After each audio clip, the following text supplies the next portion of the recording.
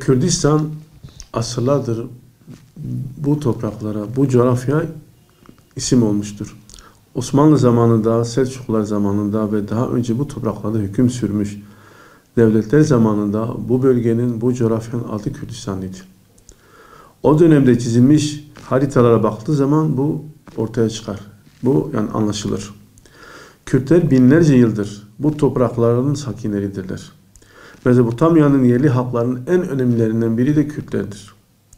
Özellikle İslam'la müşerref olduktan sonra bu topraklarda büyük medeniyetlere öncülük etmişlerdir. Bu topraklara Kürdistan denilmesi tarihsel, bilimsel bir hakikattir. Kimse bunu inkar edemez.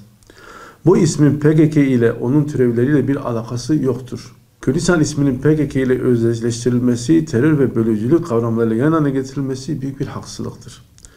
Kürdistan, Müslüman Kürt halkının asırlardır yaşadığı coğrafyanın adıdır, ismidir. Bugün de birçok ülkede Kürtlerin yaşadığı bölgelere Kürdistan ismi verilmektedir. İran'da, Irak'ta, Suriye'de ve daha birçok yerde Kürtlerin yaşadığı yerler, Kürtlerin yaşadığı bölge Kürdistan ismi olarak haritalarında resmi olarak yani geçmektedir. Kürdistan isminin bölücülük, Türkiye'nin bütünlüğüne yönelmiş bir tehdit olarak algılanması kesinlikle yanlıştır, doğru değildir. 6 asır süren, özellikle belirtiyorum, 6 asır süren Osmanlı İmparatorluğu'nda bu bölgenin resmi adı Kürdistan idi. Osmanlı'nın resmi haritasının üzerinde bu bölgenin adı Kürdistan olarak geçmekteydi. Bu durum hiçbir zaman, hiçbir tarihte Osmanlı'nın bütünlüğüne hiçbir zaman tehdit olarak görülmedi, algılanmadı. İran'da da Kürtlerin yaşadığı bölge resmi olarak Kürdistan olarak haritada geçiyor. Ama bu durum İran içinde bir tehdit oluşturmadı, oluşturmuyor. Nasıl ki Türkistan, Tacikistan, Kırgızistan, Özbekistan, Azerbaycan ve diğer birçok coğrafya ismi bölücülüğü, terörü çağrıştırmıyorsa, insani ve İslami, tarihsel, bilimsel bir hak olarak o halklar için görülüyorsa, aynı şey Müslüman Kürt halkı için de geçerlidir. Geçerli olmalıdır. Kürt halkının insani ve İslami talepleriyle PKK kesinlikle özdeşleştirilmemeli. PKK ile Kürt halkının haklı talepleri aynı kategoride değerlendirilmemeli. PKK meselesine bir güvenlik sorunu olarak bakılması gerekirken Kürt halkının haklı taleplerine ise insani ve İslami talepler olarak bakılmalı.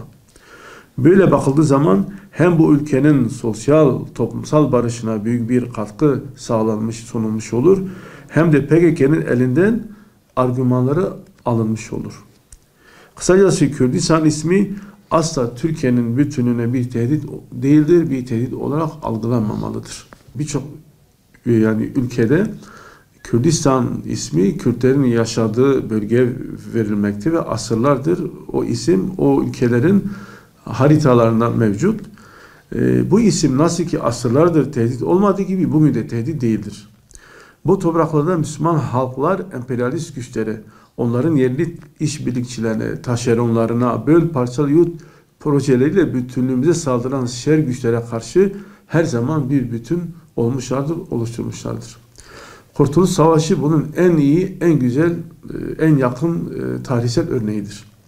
Milliyetçi söylem ve uygulamalar bu kardeşliğe en büyük tehdittir. Gerçekten ülkemizin bütünlüğünü istiyorsak, şer güçler karşısında bütün ülke halkının yekvücut olmasını istiyorsak, asimilyoncu, kavmiyetçi, inkarcı politikadan derhal vazgeçmeli. Bu ülkede yaşayan bütün halkların, Müslüman halkların insani ve İslami haklarını amaçsız, fakatsız vermeliyiz.